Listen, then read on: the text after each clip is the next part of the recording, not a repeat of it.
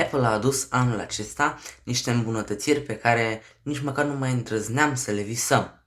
iPhone 17 este cel mai ieftin flagship la $800, fiind lansat săptămâna aceasta alături de iPhone 17R cu prețul de $999 și cele două telefoane Pro.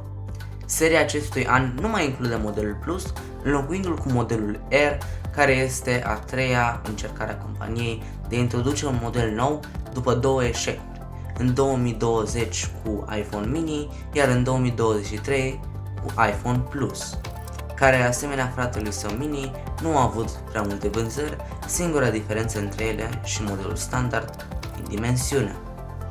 iPhone 17 a păstrat prețul la care s-a lansat și iPhone 16 anul trecut, dar anul acesta vine cu multe lucruri noi, camere mai performante, un ecran cu o tehnologie mai avansată și chipul A19, care l-ar putea face să devină cel mai popular din seria lui.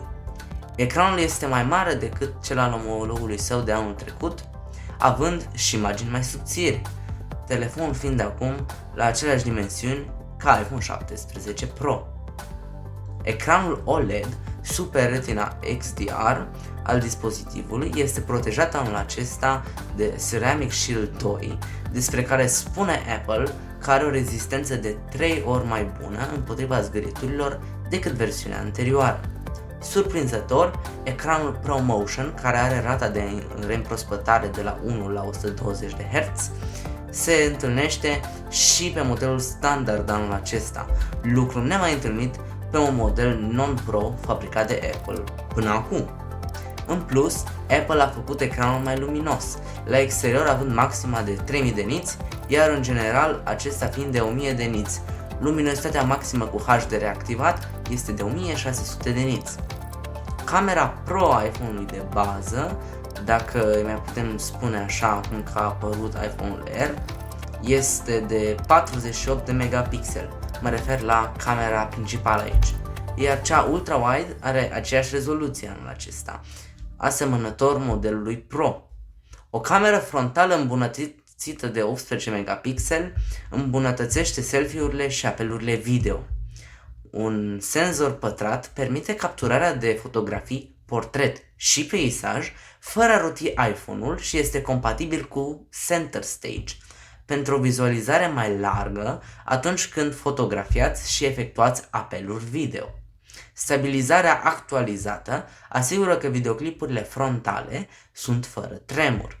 Apple a adăugat Dual Capture, o funcție care vă permite să înregistrați videoclipuri Dolby Vision de până la 4K cu camera frontală și cea din spate în același timp, astfel încât să puteți filma videoclipuri cu reacții care vă arată odată cu filmarea. Puteți achiziționa iPhone 17 în 5 culori. Mai exact, lavandă, mist blue, adică albastru aprins, sage, adică culoarea salviei, și negru și alb. Partea inferioară a iPhone-ului are un port USB Type-C, care din păcate este în continuare la viteze de USB 2.0 ca și modelul de anul trecut. Cu noul chip A19 și un chip de rețea N1 conceput de Apple, iPhone 17 este mai eficient ca niciodată, pentru o durată de viață mai bună a bateriei.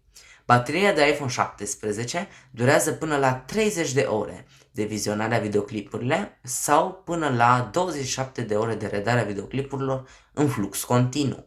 Asta înseamnă o baterie cu peste 6 ore mai bună decât cea a iPhone 16. Vitezele de încărcare au fost de asemenea îmbunătățite, iar iPhone 17 se poate încărca rapid până la 50% în 20 de minute cu un adaptor de alimentare de 40 de W sau mai mare.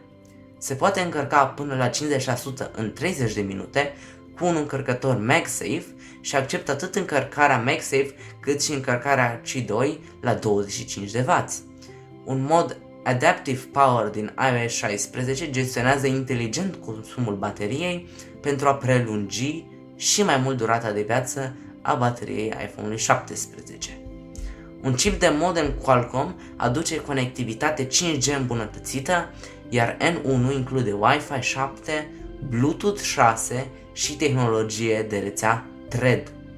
Există totuși un chip ultra-wideband de a doua generație, plus suport NFC, GPS, cu dublă frecvență și funcții de siguranță, precum SOS de urgență prin satelit, mesaje prin satelit și detectare accidente. Modelele Pro de anul acesta arată puțin diferit, prin faptul că pe spate li s-a schimbat estetica. Sunt preconizate să se lanseze pe 19 septembrie și pe față au sticlă Ceramic Shield 2, au o ramă de aliaj de aluminiu, dar pe spate au un aliaj de aluminiu, respectiv o secțiune din sticlă, Ceramic Shield. Toate modelele vin cu eSIM, maxim 2 dată pentru modelul internațional. Au rezistență la apă și la praf, IP68, adică poate fi scufundat până la 6 metri adâncime timp de 30 de minute. Ca să ne surprindă în continuare, Apple a spus că de acum înainte modelul de bază a iPhone-ului Pro, cel mai ieftin adică, va avea minim 256 de GB cu 12 GB de RAM, adăugând acum varianta de 2 TB cu 12 GB de RAM ca fiind cea mai mare, cu cea mai mare stocare. Cât despre camere, avem 3 camere ca de obicei, de 12 megapixeli, care este camera wide. La fel avem și o cameră de 48 de megapixeli cu teleobiectiv periscop și o cameră de 48 de megapixeli fiind ultra-wide-ul. Deci avem un sistem triplu de 48 de megapixeli. Videoclipurile sunt în continuare 4K de până la 120 de cadre pe secundă. Camera selfie este de 18 megapixeli, de asemenea cu un aspect pătrat ca pe iPhone-ul de bază. Iar acum vedeta acestui an fiind Apple iPhone Air. Acest nou telefon, care are doar o cameră de 48 de megapixeli, 12 GB de RAM și o baterie de 3149 de mAh, părea a fi foarte mult așteptat, în ciuda faptului că este cel mai slab din categoria lui. Pentru faptul că are o cameră, are cea mai mică capacitate a bateriei și este subțire și fragil.